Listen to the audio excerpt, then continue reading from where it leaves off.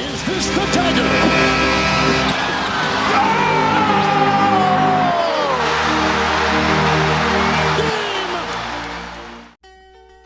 G'day guys, JB here. Week 5 of the 24-25 NBA season in the books, and we are still trying to unravel a little bit of this season. We are fluctuating up and down with some teams. There are weeks where you look at a squad and go, damn, they're going to be a top 3, top 4 seed. They're going to be competitive. They're going to be right up there in the race. And then the following week you look at them and go, geez, you got to blow this thing up. What's this guy doing? He's out of form. Why wouldn't you trade this? There's a lot happening in this league right now. It's exciting times. But it makes for a very interesting league to try and review. Obviously, the leaders of both conferences starting to find each other out. There's a couple of movers and shakers here and there. Some real yo-yo type of teams, sort of towards the mid and lower half of the playoff contention. And unfortunately, though, I think our bottom feeders right now, as they're established, are going to remain at the bottom. But let's have a look at it. Let's take a reflection on Week 5 of the 24-25 NBA season and just see how the league is starting to pan out. Panning out in the East, we'll start there. The Atlanta Hawks, a team that, again, right on that yo-yo there, and a team that really gets in the mix between, floating between the 5th and 6th seed there in the East to, hey, we're going to be sitting around 12th or 13th. That's just the kind of form that they deliver. Didn't get a win on the week. 11th in the conference, 0-3. Jalen Johnson stepping up, one of those young guys that's trying to lead that next wave of Hawks. 22.7 points, 12.7 rebounds, 4 assists to go to 1.7 steals and a block a game on 1.7 turnovers. It is true that this team does look better when Trae Young isn't there. Granted, this is a guy who has previously led the league in total points and total assists. Yet somehow this team looks a lot better when he's not there. A lot of it comes down to height, a lot of it comes down to efficiency, a lot of it comes down to defensive presence. But it's really clear, it's really simple. The Hawks just look better without him. Rough run right now. It's really hard to sort of see how teams are panning out. They're sort of getting their first battles with tough teams, potentially a second matchup already this season. So kind of hard to gauge, hard to have a really fair judgment on. But there's no doubt about it. Atlanta, they are one of the yo-yo teams. Don't get me wrong, at their absolute best, they look great. They're young, they're athletic, they run the floor. Their defensive presence, their presence on the glass can always be there. And then on the other side of things, they're a team that struggles to get out of the blocks, struggles to put the ball in the hole, and struggles to find any chemistry. Real yo-yo team, again, not proving much more than a playing team as expected. For the Celtics, they bounced back very nicely there. 4-0 record, second in the conference. And for me, they are still the team to really be the benchmark in the league and still the team to beat in 2024-25. Undefeated on the week, 4-0 record, second in the conference. Handed Cleveland their first loss of the year in week 4. Jaylen Brown, 23.5 points, 5.5 rebounds, 5.3 assists, 1.3 steals, 0.5 blocks on 2 turnovers. Again, just continuing to show why he was that finals MVP, why he should have been at the Olympics, why he was dominant in the playoffs there, and why he was All-NBA last year. Boston really, again, starting to hit form, starting to get some traction, starting to get everyone back, starting to manage their rotations. You're seeing Derek White and Drew Holiday, they're being managed really, really well. Pritchard and Hauser, they're being managed really, really well. Horford has been crucial. He's going to be even more crucial now when he's getting into pinch hit minutes, thanks to Porzingis returning early to the team. Tatum still being, arguably the MVP of the league, minimum a top 3 player this season. And if Jaylen Brown's going to be a complimentary piece and, a borderline top 10 player in the league once again, this team's going to be deep. This team's going to be fun. As I mentioned, undefeated on the week, second in the conference. They remain the standard bearer for this league right now. And realistically, they're just going to have to stay in touch with the top seed. They're going to hope that Cleveland falters at some point in a really dramatic way, because they might try and get a run on, and they might try and get that first seed. But for Boston, just need to be thereabouts. They might sneak that first seed. And if they do, again, home court advantage. This is a side that's going to win a lot of games. For Brooklyn, a side that really does go on some random tears and some random movements. All of a sudden, they win 4 in a row, and they're sitting around that top 5, top 6 there in the East. All of a sudden, they lose 3 in a row. They can't find their mojo. They don't look like any sort of competitive unit. Well, they had a nice, really competitive week here, and I think this is sort of the team they've turned into. They're a yo-yo team as well, but certainly not on the scale that you see some other teams. They will go a 3-1 week like they have here, finish 8th in the conference the following week. They're going to go 0-4. So it's not like a Chicago who just would, build a 3-1 week last year and then all of a sudden do a 2-2, then a 0-3, then a 1-2 and build them back up and genuinely yo-yo. These this Brooklyn team is just at the stage there now where it's going, hey, we look like the best team offensively in the East, to, hey, we're clearly the worst defensive team in the league. Again, 3-1 record on the week, 8th in the conference. Wins against the Hornets, the Kings, and the Warriors. Cam Johnson, a nice run for him. 23 points, 3.5 rebounds, 3 assists to go with a steal, 0.5 blocks, 1.8 turnovers. It's actually amazing when you sit there and watch Brooklyn because, as we mentioned, they're not going to be afraid to put points on the board, run the floor, to try and score where they can. But their vulnerabilities defensively, the only way they're going to continue to consistently win games is either execute flawlessly offensively or run into worse defensive units. It's as simple as that. You're going to see Cam Johnson get some valuable minutes. You're going to see someone like a Cam Thomas continue to get valuable minutes. Someone like a Ben Simmons are going to play themselves in and out of the season. There's no doubt about it. Dennis Schroeder ultimately probably is going to be that barometer for this team. Continuing to see how he plays is essentially going to determine how this team unfolds. It's just not looking pretty right now. Over to Charlotte, over to the Hornets, a 1-3 record. Again, another one of these yo-yo teams, varying between, hey, we're looking really good, hey, we got some guys putting some numbers up, geez, we're running a really flashy offense. But like most Charlotte teams for the last 5 years, couldn't stop a stiff breeze with the front door. Really, really worrying stuff there. 12th in the conference, 1-3 record. Got a win against Detroit. Detroit have been a better side this year. Certainly a more rounded side, and I think this is something we're starting to see with teams like Brooklyn, teams like Atlanta, and certainly teams here like Charlotte, where they're so individually run that, yeah, you're going to get a star guy who's going to get some real good minutes, who's going to get some real stats. But someone's got to score the ball, someone's got to make the pass, someone's got to grab the rebound on the bad side. It really does stick out. LaMelo, he's having a better season. He's having his best year of his career so far, but 35.3 points, 5.5 rebounds, 7.8 assists. That's a hell of a line.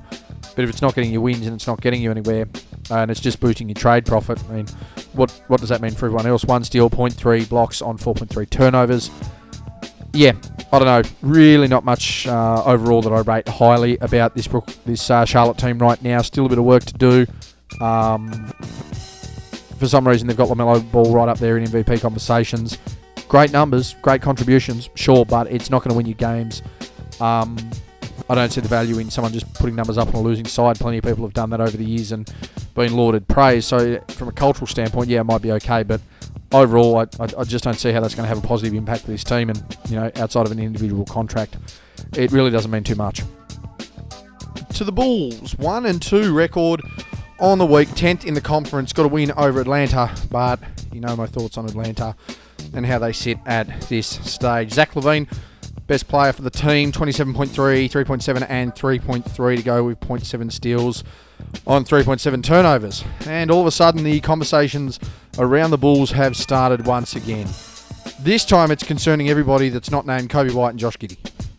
For once there's actually been some credit for Josh Giddey with his ability to get up and down the floor, his ability to distribute, the run and gun pace of the Bulls, get them moving, get them scoring, generating some offense. LaMelo Ball looks like he's going to come back into the side very soon, if not already. So there's some upside, but all of a sudden, Zach LaVine, Nikola Vucevic, they're on the trade table again. Williams on the trade table. So the Bulls start really sound. They have some poor performances. Those performances aren't held credit to those who were responsible for the poor performances. They blame those that are trying to generate it. And then your most consistent player for me all year in Vucevic, the overpaid max player in Williams, and now all of a sudden LaVine finally won out again or is on the trade table. Chicago have gone one step forward and 2 steps back once again. 10th seed, playing team. There's not much else going for them right now. I think they're just going to be a trade talk and a trade circus right up until the deadline. We'll see whether anything happens. But, yeah, they've just gone back into the mud instantly there, Chicago. Speaking of stuck in the mud, it's only happened once this season through 5 weeks of the 23-24 or even the 24-25 NBA season. Cleveland with their first loss. They are number 1 in the conference. Defeated New Orleans and Toronto. Lost out to Boston. Nice week there. Donovan Mitchell, 23.7 points, 4 rebounds, 2 assists to go with 1 steal and 1.3 turnovers.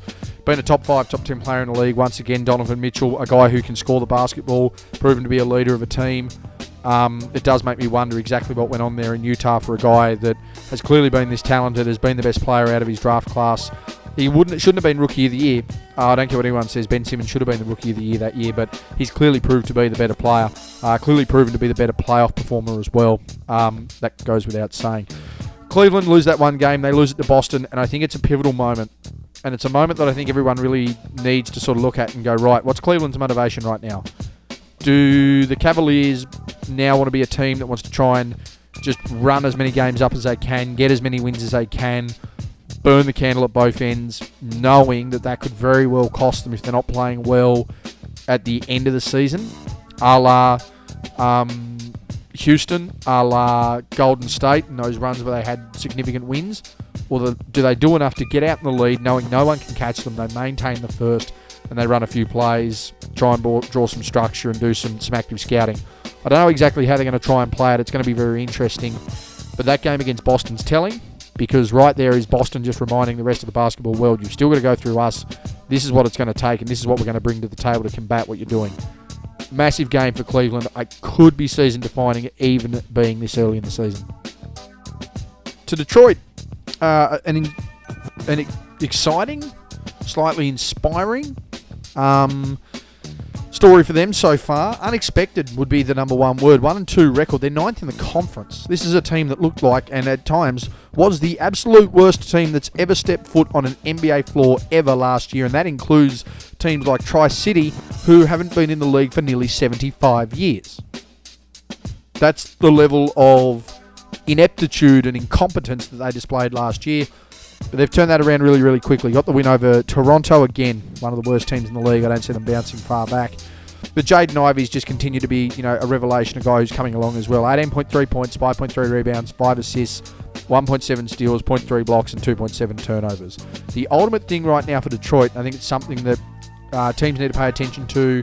I think it's something that a lot of clubs need to pay attention to, is exactly how important it is to have a mix of developing and star-level youth with guys that can simply play a role, with guys that can step out and be the leader, but guys that are savvy enough with veteran experience that can come in and play a role and can take control of the culture and can take control of young guys to the point where they have success, because that's ultimately what's worked here for Detroit. Yep, they've got some guys that have signed some pretty good contracts. They've got some young guys that have got a lot of promise, but there's also some guys at the end of their career that are tailing off, or guys that have had 10 years in the league. This is their role, this is their opportunity, this is the impact they're going to have, and for some of them, this is how they're going to be remembered, helping turn this franchise around. Really good stuff happening in Detroit right now. Indiana with a 2-2 record on the week. They're in 7th, and they're probably middle of the pack yo-yo sort of side as well. Defeated Washington and New Orleans, but again, you're talking about Washington, one of the worst teams in the league, and New Orleans, the most injured team in the league. Work out where you weigh up their week from there. 2-2, and their 2 wins were against arguably the 2 most out-of-form teams, out-of-shape teams in the league. Pascal Siakam, 20.5 points, 6.3 rebounds, 3.5 assists to go with a steal, and 2 turnovers. I don't get it with this Indiana team, and I know we've seen over the years teams prime themselves to make a run when it matters the most. Dallas, the most impressive, certainly the most recent team to do that, as far as hit your stride towards or after the All-Star break, find your chemistry, hit your niche, get wins on the board, take advantage of banged-up teams, make a run, potentially hit the finals. Pacers were very similar last year, got absolutely mopped off the floor. Don't worry about swept. They got mopped off the floor by the Boston Celtics. However, I don't know whether they're going to be in that position this year. I don't know exactly what it is. I don't know whether Halliburton's somehow been scouted out with the real uncoordinated level of jump shot that he's got. I don't know whether it's the fact that Siakam's having to do a lot of work there and guys like a Mathurin aren't helping out. I don't know whether it's Miles Turner trying to take on a little bit too much there. There's just some real interesting factors right now. The chemistry doesn't seem to be the same on the offensive end. Defensively, they're not as locked in. There's just a couple of things they need to fine-tune. Again, teams make their runs late. I've got no doubt that they can do it. But at the end of the day in this Eastern Conference, with just how hungry some teams have been throughout this year, and certainly over the last couple of weeks, it's not going to be an easy ride to try and get back up to the top of the conference. The most unextreme level of fixturing issues I've ever seen for a team in my time watching the league live and generally observing history in the game. We've got a league now where back-to-backs are played in the same venue. We've got a league now where they try and turn back-to-backs off where they can. They essentially can get teams playing every second night if they want. They play a back-to-back. They usually get 2 games off. But the NBA has somehow managed to throw 2 different curveballs in amongst its fixturing. This being one of them. Miami played 1 game all week. 5th in the conference. Yes, they're undefeated. They only played 1 game. Jimmy Butler had 33, 9, and 6 to go with a steal and 2 blocks on 3 turnovers in that game. But on the other side of it, you've also got teams now that will play back-to-backs, break, game, break, and back-to-back. They'll play 5 and 7 nights. And you go and look at the travel that's involved in these. We're not talking about you're not talking about being in Los Angeles for 2 games, having a day off, going to Golden State, having a day off to then go to Sacramento and then go and play Phoenix. And hitting all those target areas there. We're not talking about that level. We're talking transcontinental, travelling all the way north of the country, travelling south, hitting the far east corner, going all the way south to places like Miami. There's something wrong with the fixturing right now. I can totally understand if you come off a 5-dayer, they give you a 3-day break, and they go and play on the other side of the country. A single solo game, for lack of a better term, is pathetic. It's terrible fixturing. It's terrible form. There's going to be something along the lines this year for Miami where this single game is going to bite them in the backside, despite the win. Here's a team that's gone from being a yo-yo to a whoa sort of side. In the span of a month, the Milwaukee Bucks have gone from not knowing what the hell's going to go on to turning into, hey, we're going to make some noise. We're going to be a genuine contender. And a lot of it's come off the back of this man right here. And it's pretty evident to see why. In a 3-0 record, undefeated on the week, 36.7 points, 10 rebounds, 8.3 assists, with the usual, as suspected, as expected, all-level defensive efforts. A lot of bigs in this league have realised what Nikola Jokic does. You score points, you grab rebounds, you get everyone involved. It works better the taller you are for more success. You can read the floor better for your passing. You've got more presence on the glass. Scoring becomes easier. You demand more of a presence than smaller counterparts. If Giannis Antetokounmpo, if Joel Embiid, if Nikola Jokic, who's clearly already doing that, if they want to go out and have a triple-double, if they want to score a lot of points, demand presence, demand a double, their passing becomes easier. They can see more of the floor. It's just a fact of life. It's why being bigger in the game of basketball ultimately is better. That's why you're going to see the efficiency like this. It's why you're going to see teams take off like this. Nothing against Russell Westbrook. One of the best statistical runs 5 or 6 years that the league saw. Best overall triple-double run we've seen outside of a Nikola Jokic right now. The thing that ultimately hurt him was too small to be able to help himself. Athletic 6'10", 6'11", Giannis. Athletic 6'3", Westbrook. You can just see the difference in the results. Not the first team I thought was going to make a really big run. A team that I thought was going to really have some chemistry. Thought a team was going to have to work on some stuff. But the Knicks have managed to define that. And they're playing really good basketball. And they're beating really good teams. And they're doing it with one of the best offensive duos the league's seen in quite some time. Particularly when you factor in big man, little man. Brunson, Karl Anthony Towns, they are just gelling really, really nicely. They're staying out of the way of one another. And they're winning games. Knicks 2-1 on the week, 4th in the conference, defeated Denver and Phoenix. 2 of the genuine contenders, and I mean genuine contenders out of the West. Brunson, really big week, 27.3 points, 2.3 rebounds, 11.7 assists a game on 3 turnovers. A lot of usage, reasonably efficient at it as well. 0.7 steals, Brunson's not a great defender, but he'll be heart and soul. He'll actually put his body on the line, actually want to take a screen, actually take a bit of contact. The key here for the Knicks is how they're going to be able to balance that when you come down the stretch. Are you going to get others involved? How are you going to be able to balance that chemistry? And how are you going to be able to manage those egos? Because as we know, there's no doubt about it, Brunson can play.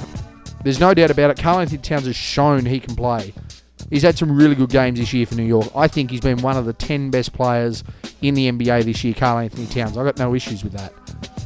But the real question is going to be, how do they manage those egos when it comes down the stretch? Because ultimately, it's going to come down to who's going to be able to deliver in the playoffs. Is Karl Anthony Towns going to have a chance to step up a bit of band? Or is he going to fall back on Jalen Brunson? If it falls back on Brunson, how does that affect the chemistry of the team? How does that affect the leadership of the team? Ladies and gentlemen, I present to you the most underrated team in basketball for the last 3 years, and I present to you the most underrated player in the NBA this year. 3-1 record. Third in the conference, defeated the Lakers, defeated Detroit, and defeated Charlotte. And outside of one player on all of those lists, you can make a very good case that Franz Wagner has been the best player out of any player on those teams. And I can make a case that he's had more impact for Orlando than Anthony Davis has had for the Lakers. Now, I know the criticism is going to be that, well, he doesn't do it when Banchero's there. Okay, he's the second option. We get that. We understand it. But he's not there right now. He's the number one option. And as the number one option, I can make a very good case he's been a top three, at worst, top three player in the NBA this year. The only two people that I would make a very solid case against, ahead of him, are going to be Jokic and Jason Tatum. I have no qualms in saying that he's been arguably the best player in the Eastern Conference. I've got no issues in saying that he's arguably been better than Kevin Durant, than Shai Gilgeous-Alexander, than Donovan Mitchell, than Anthony Davis, than Şengün, all of those guys. I've got no issues in suggesting that Franz Wagner's been better than all of them. When you look at the week he had, 25.5 points, 5.5 rebounds, 8 assists, 3.5 steals, 0.5 blocks, less than 3 turnovers. If that guy is your second option, imagine when your number one option's there and you're going to absolutely have the time of day to give this guy the ball. There needs to be more spoken about when it talks about the Orlando Magic, and particularly when we talk about Franz Wagner. And it pains me dearly to go from speaking about Orlando, having been a team in the Magic that were 5-20 through Banchero's first year and have been 500 at least since. We're talking 2.5 years here, no respect given to them. Wagner stepping up, a guy that's proven he can be a number one option, a guy that can clearly be a leading number two. To turn around and talk about a Philadelphia team that's old, that's slow, that's banged up, that's injured, and the only positive to come out of it is a guy who's backing himself for Rookie of the Year, and right now stands as the Rookie of the Year. Philadelphia 1-2 on the week, 14th in the conference, defeated Brooklyn. Jared McCain, you've done it again. 22.7 points, 2.3 rebounds, 4 assists. But beyond Jared McCain and beyond Tyrese Maxey holding the veterans of the team accountable, Philadelphia have absolutely nothing to look forward to. I know guys are injured. I know they've got veterans that are old. But that's also not the fault of the two guys that want to be the leaders of this team. I'll take Tyrese Maxey and Jared McCain fighting for a number one spot when they're the only guys in the squad, than the focus being on whether Joel Embiid's available, to whether Paul George's knee's ready, to whether Kyle Lowry's going to be healthy enough to be on the floor, whether he's going to be consistent enough to be on the floor, whether Andre Drummond's the guy that's going to have to come in and be another 10-10 guy like he has been for the rest of his year. Philadelphia, they are up a creek without a paddle, and there are just more pipes leading into to flow them down the creek. There's no doubt about that. Over to the Raptors, 1-2 record, 13th in the conference. I mean, at least they're not the teams either side of them in Philadelphia. And, well, certainly when we get to Washington. Got a nice win over Minnesota. Nice work there by the Raptors. 1-2 record, as I mentioned, 13th in the conference. Good to see Scotty Barnes back. Sort of flown under the radar with his return, as he usually does. But again, an all-star level player. A guy that's consistently been a performer. A guy that, has that potential to be All-NBA. A guy that will consistently be an all-star. Probably make a couple of all-defensive teams as well. Really solid player. 22 points, 8 rebounds, 6.7 assists in ultimately his first week back. 1.7 steals, 0.7 blocks on 1.3 turnovers. I will take a Toronto side getting one win and being competitive with Scotty Barnes as your number one, versus if my other option, realistically, was that RJ Barrett's going to lead my team. And again, it's nothing against RJ Barrett. RJ Barrett's a really good player. But RJ Barrett is not a number one player. Scotty Barnes is a number one player. And I will defy anyone that wants to argue that case. Yep, you might like a guard play. You might like the way he acts on the perimeter. Sure, that might be a preference. But it doesn't make him a better player. It's as simple as that. Toronto, they'll be building back nicely. It's going to take them a few weeks to get back into things because they were starting to try and build a flow early. Obviously, that's not going to happen. And it's going to take a few weeks to get back to that. But good to have Scotty Barnes back. Good to see him producing. And again, I think that's going to be more hope for Toronto for sure. And finally in the East, the worst team in the East, and arguably the worst team in the league, the Wizards. No wins on the week. 0-2. 15th in the conference. I have nothing against Malcolm Brogdon being your best player. Malcolm Brogdon is a quality player. A former Rookie of the Year, a Sixth Man of the Year. This is a guy who essentially has lived up to his expectations from a career standpoint. I mean, he's proven to be a key piece when he entered the league. He's proven to be a key piece throughout his time in the league. He's proven to be key on crucial teams, on teams that have won games, on teams that have contributed to the league. But in a situation right now where you have no identity as a team whatsoever, you're in a lot of trouble. You're in a lot of trouble. Now, I don't really know where Washington's going to get out of it. It nearly bit them in the backside going up against Detroit, where you've got constant losing streaks. You don't want to be the team that loses to them. They just continually sit in the mud. Alex Sarr has shown some really good promise over the last couple of weeks, and that's been healthy for him. It's been healthy for the team, particularly with the drama that surrounded him in the offseason. Is he number one? Is he number two? Doesn't want to train with Atlanta. Doesn't want to work out with Atlanta. Okay, now he's in Washington in an absolute dog pile. Great to see that he's getting some minutes, but again, teams are reflective of who their best player is. And right now, nothing against Malcolm Brogdon. If he's their best player with some of the talent on that team, they're in a little bit of trouble. Over to the East, we'll start with Dallas. 3-1 record on the week. 9th in the conference. Got wins over New Orleans, over Denver, and over Atlanta. So a really mixed bag to try and keep their form. Getting a good win over Denver, crucial. Of course, New Orleans, most beat-up team in the league, and Atlanta, one of the biggest yo-yo teams in the league. But I come back to the consistent performance that Dallas are getting when it comes down to Kyrie Irving being their best player. 24 points, 4.5 rebounds, 6.3 assists, 0.3 steals, 0.3 blocks, 2.5 turnovers. Efficient scoring, doesn't turn the ball over. Has constantly proved in this league for the better part of a decade now that when Kyrie Irving is on, so is his team. Now, I think it speaks volumes to the fact that Luka is having a bad season. By his standards, might I point out. Luka's having a better season than a lot of players. But he's having a bad season by his standards, and ultimately that's what we measure players against. Is it fair? Not really. But I think it's fair to say that the reason that Dallas is ticking over isn't because of Luka Doncic this year. That MVP prediction that I made, albeit towards the end of November here, is useless. It's a really interesting conversation, the MVP, and I'm going to have fun breaking that down over the next few days. And certainly next week you'll get an MVP video through to November and my thoughts on that one there. So a really interesting point there. Is Kyrie an MVP player? No, but the way Dallas is playing and the way they're constructed, they can be a very good, viable team. Are they looking to make a run like last year? I don't know. But right now, just with the way they're structured, Kyrie needs to continuously be this number one option. The Denver Nuggets bouncing back to a 2-2 week. Still holding on by a thread there towards that play-in section, but I have a feeling they're going to grow as their team continues to return and continues to improve. 8th in the conference. Defeated Memphis and the Lakers.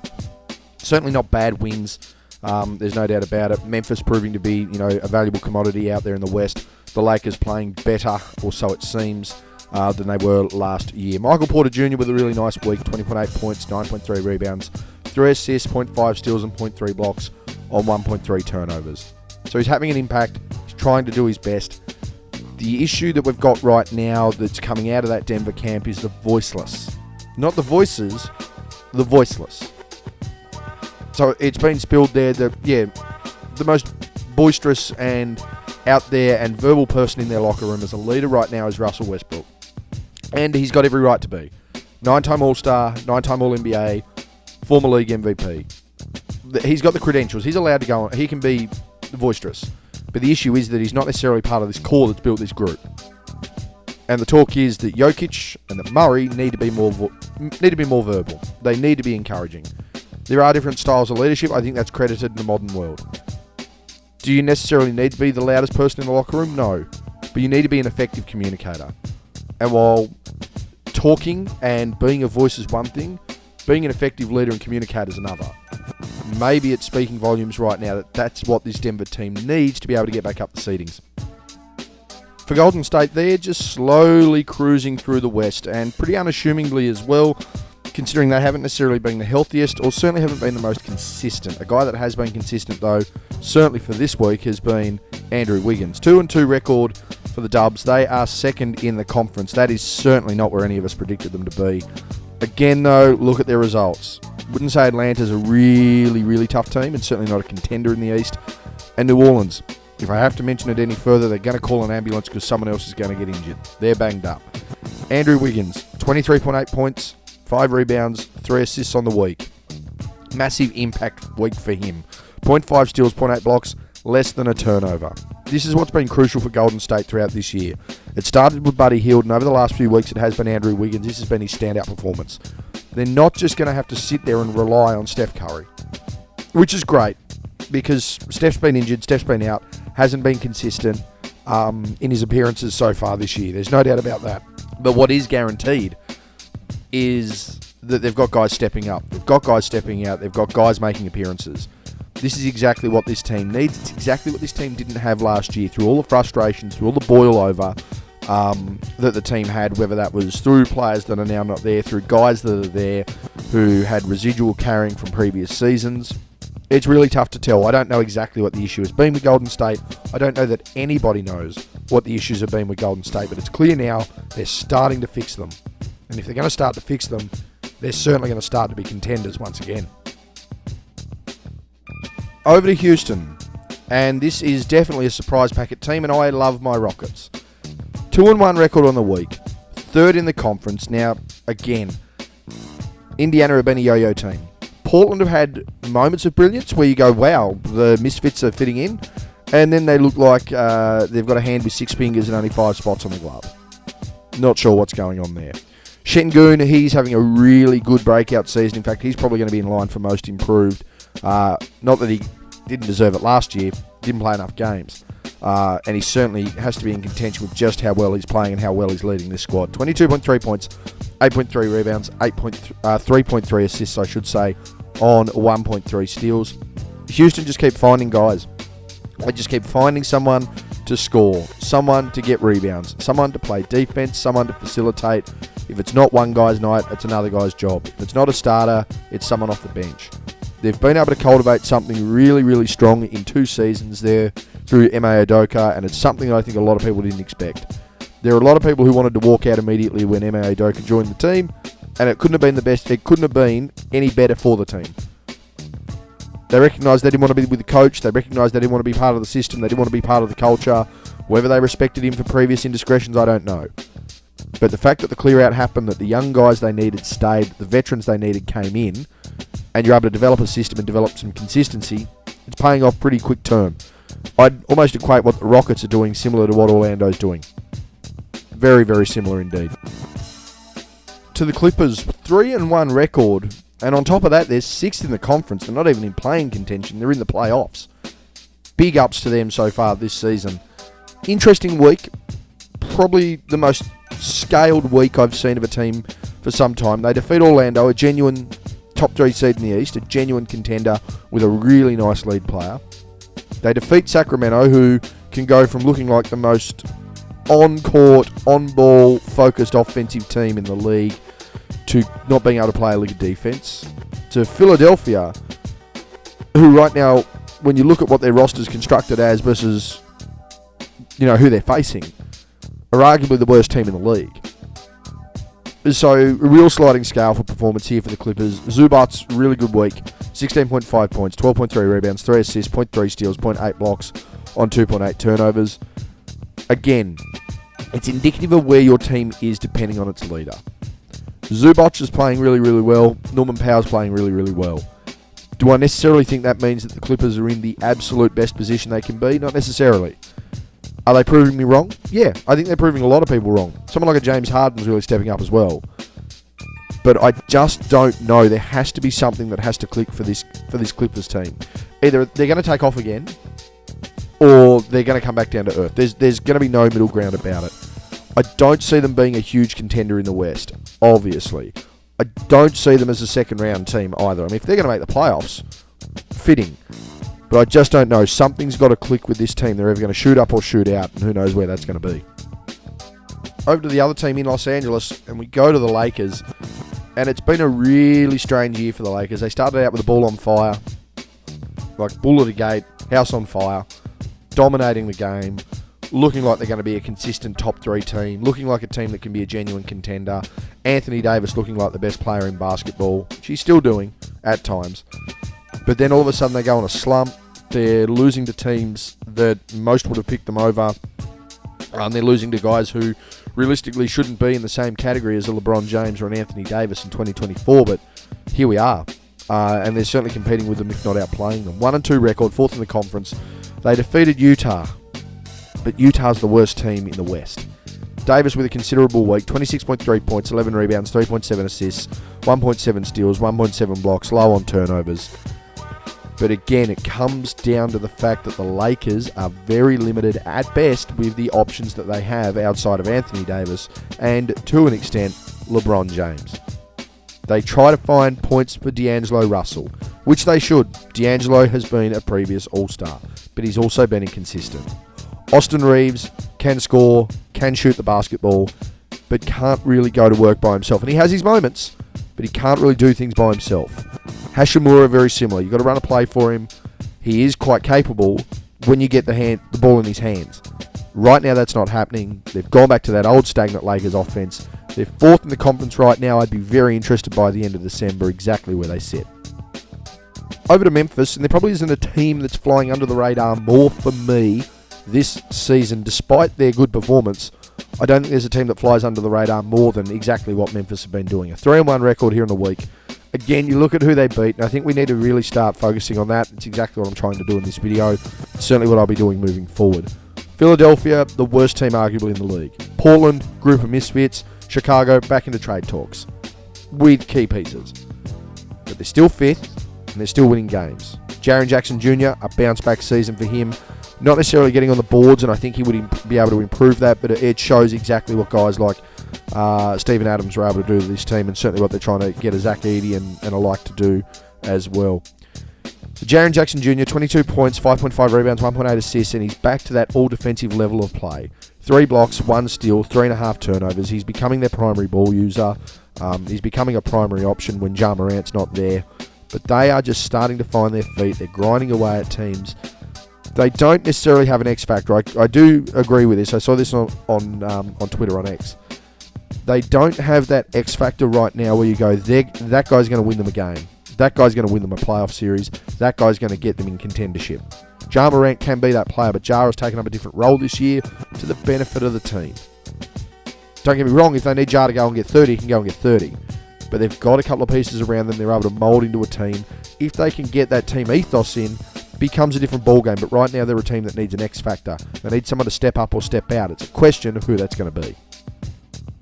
Minnesota continue to be, well, for lack of a better term, a question mark. I'm not really sure what they are, what they're doing, where they're at, who they're going to be. 0-2 week, 11th in the conference. Anthony Edwards still their leading player. 27.6 rebounds, 4.5 assists. And don't get me wrong, for the last 18 months, I've been on that Ant bandwagon. I was on that Ant bandwagon when Karl Anthony Towns went out. Before the guy went over and played for Team USA and before he had a breakout, quote-unquote, breakout year last year. 1 steal, 1 block, 2.5 turnovers. He's changed his game. He's not worried about attacking the rim as much. He's not wanting to get inside as much. He is focusing defensively, which is good to see. And I know that he's hitting his 3-ball at a good clip, but he's not the guy to be hitting the 3-ball at a good clip. It's handy, but with the way his game style is, if he was getting a lot more off-ball looks and was able to knock those down, and you could rely on other pieces to be getting the job done, like giving it to Randall more, giving it to Gobert more, giving McDaniels and those types more opportunities on the offensive end, and you were going to be a shooter, and you have to be accountable, that changes the way Minnesota looks. I don't care what anyone says, it changes the way they look. They become a different team. They suddenly space differently. There's a different focus on their offensive end. But right now, if it's ball in hand, it just becomes isolation. It's too easy for the defense. You're not feeding your bigs. You're not getting others involved. Minnesota need to flick that switch to do that. If they can do that, they're going to become a better team. But it's going to take some time to adjust, and it's not going to be an instant fix. Speaking of instant fix, a Band-Aid, icy hot, magic spray, none of that would be fixing this team. There's not even a medical plan that can fix this team. The Pelicans are last in the West. They didn't win a game, and their best player of the week, no offense to him, Bryan Boston Jr. Your team's results and performance are indicative of their leaders. If your leader and best player for a week is Bryan Boston Jr. and this kid can ball, like, great, awesome, but not at the NBA level. This guy shouldn't be your number one option at the NBA level. 12.3 points, 3 rebounds, 4.5 assists. If that guy was coming off your bench giving you those numbers, and he was your first rotation off the bench, great, awesome, your team's in good space. 1.5 steals, 0.3 blocks, 2.3 turnovers, effective with his minutes. Awesome. If that read that guy was playing 20 minutes a night, and he was a rotation piece, no issues whatsoever.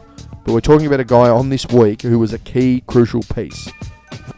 When your best player averages 12, 3, and 5 for the week, you're in some serious trouble. As I mentioned, though, they're the most banged up team in the league. 90% of their payroll is injured or off or not going to bounce back anytime soon. It's going to be another bleak year for New Orleans, which is unfortunate because things started to look really positive early. The injury bug bit, and boy, did it bite hard. I tell you what is biting hard, though, and that is the number one seed in the West and one of the 3-4 best teams in this league, and certainly one of the leading contenders in the conference. And that's the Oklahoma City Thunder, 2-1 record, the number one team in the West. Again, did defeat Portland. We've spoken about them. Sacramento, we've spoken about them. But it's indicative of how well your team's going when your second option is providing this kind of support. Jalen Williams, for me, is a genuine top 10 contender in this league this year. And it's very hard to deny. The guy had a week, 28.3 points, 7 rebounds, 6 assists, 3 steals and a block. High usage rate, high turnover rate. That's alongside Shea, who had awfully similar numbers. But Jalen Williams, to me, was more effective and more efficient. It speaks volumes of what this OKC team's able to do, where they're able to go, what they can potentially be, considering that Chet Holmgren is still going to be out at least until mid-January. At least, you would think. Like, that's unbelievable sort of stuff, and Williams has been showing that he can do this. Sort of been tucked away a little bit, to be honest with you, from the limelight for his abilities there, particularly on both ends of the floor. But if he's just going to be able to spurt out 28, 7, and 6 with a few steals and a block, like he's going to lock down defensively and you need to account for him offensively everywhere, man, this OKC team might be running deeper than first suspected.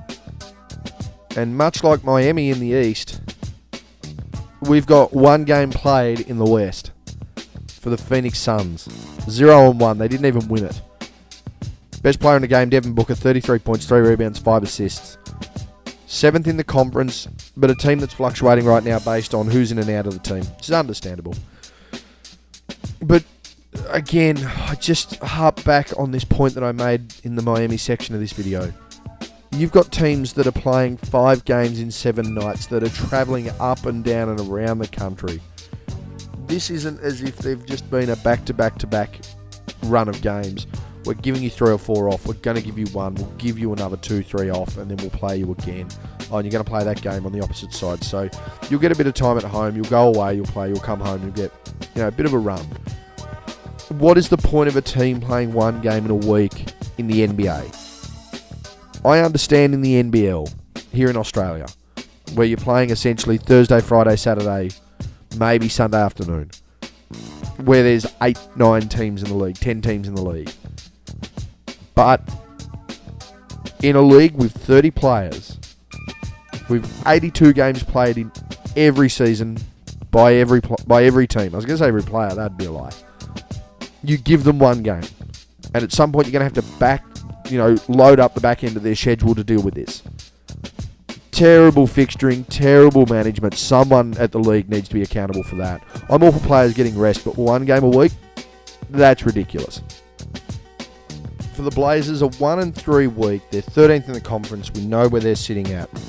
Defeated Houston, which is sort of strange to see that a team that goes 1-3, you would think got the bottom feeder and then lost to one of the top teams. But we're talking about a team that lost to the bottom feeders and essentially beat the best team they could face in the week. Denny Avdia, again, spoken about Avdia a couple of times last year. Looks like I'm going to speak about him now. It's a reflection of where your team's at with your leaders, not just on a week-to-week basis, which I tend to do in these videos, but certainly on an overall perspective. There's so much potential talent in that Portland team, and that's not saying that Avdia can't be part of that potential talent. It isn't part of that potential talent. He's a good international player. But when your best player averages 14, 8, and 3 as a key piece, we're in trouble. It's as I spoke about with Boston Jr. there for New Orleans. If that's the kind of thing that you could get a key bench rotation to deliver, yeah, you're looking at, really good six-man here, really good rotation, really key for your team's success. But Avdia's just trying to fit into the rotation here. There's plenty of options and plenty of opportunities and plenty of guys that can get stuff done. They're just not performing. And Portland could essentially be a farm for other teams for success if they need rotations. But right now, they don't even know what sort of livestock they've got in the field, let alone what to feed the cattle. It's going to be a really, really interesting December here for Portland. Sacramento just continue to sort of wade in the waters, and it's strange to think that they're 12th and Portland's 13th, because to look at each squad, to look at the way they've performed throughout the year, it makes sense, but it doesn't. There's been moments where you've looked at Portland and gone, 3-0 week, or hey, 2-1 week, hey, they're getting some wins. Same with Sacramento, and you look at their roster and go, wow, they really should be getting wins, but it's becoming to the other side of the ball. Who's defending? Who's getting stops? Who's making crucial plays? No wins on the week for Sacramento. 0-3 record, 12th in the conference. De'Aaron Fox following up his 41 piece per game last week with 24.7 points, 3.7 rebounds, and 5.7 assists. That's good. Good on him. Awesome. But you've got to defend at some point. And this is where we talk about people being good defenders, great defenders, numbers defenders. De'Aaron Fox fluctuates way too much through all three categories, way too much. He goes from being a solid defender at the point guard position, he's quick, he can cover space. A great defender where he's always picking pockets, he's getting out and punishing from defense to offense. And then you've got games where it's like, he's racked up numbers. But his opposition numbers played really well, and the teams got beat. A lot of guys led the league in steals that weren't good defenders. A lot of guys have led the league in steals that weren't good defenders. We need to really focus on that, because people think you just get steals, you're a good defender. No, it's how you play on the defensive end. I will take Dyson Daniels as a defender any day of the week over De'Aaron Fox. Go and watch the film, tell me otherwise. Happy to live and die on that.